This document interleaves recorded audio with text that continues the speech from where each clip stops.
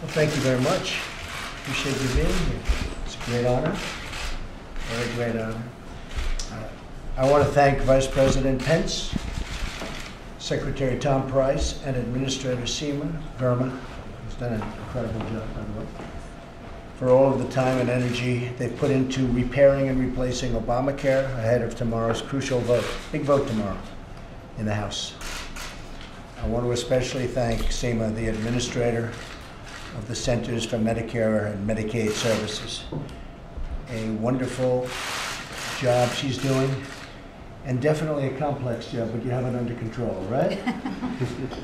For hosting this very important meeting to discuss the vital role of women play in healthcare and the hardships inflicted on them by the Obamacare catastrophe. It's been bad. Administrator Seema Verma is playing the leading role for us in helping us to repeal and replace Obamacare. The doctors, nurses, and healthcare professionals here today represent the millions of women, millions and millions, who play a vital and indispensable role in Americans' health care. Unfortunately, Obamacare is making their lives so much more difficult, as we all know, and putting enormous barriers in the way of helping patients who we are going to help. We're going to get this thing done. We're going to get it figured out. It's a tough situation our country has been put in. It's not easy. Women doctors and healthcare leaders have changed the face of healthcare in America, saving and improving countless American lives. In 1965, only 9% of accepted medical school applicants were women.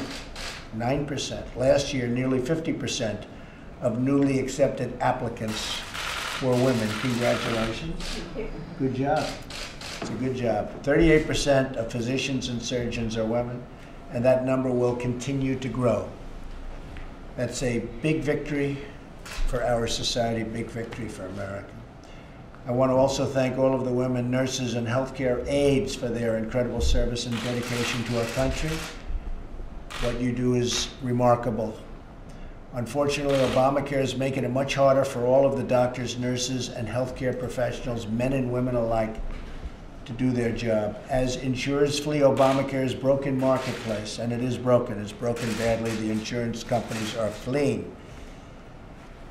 Millions of patients can no longer access the healthcare professionals they know and trust. That was keep your doctor, keep your plan. Didn't work out that way. You don't get your doctor, you don't get your plan. So that is one of the more vital reasons why we must repeal Obamacare. It's one of the reasons why we're here today.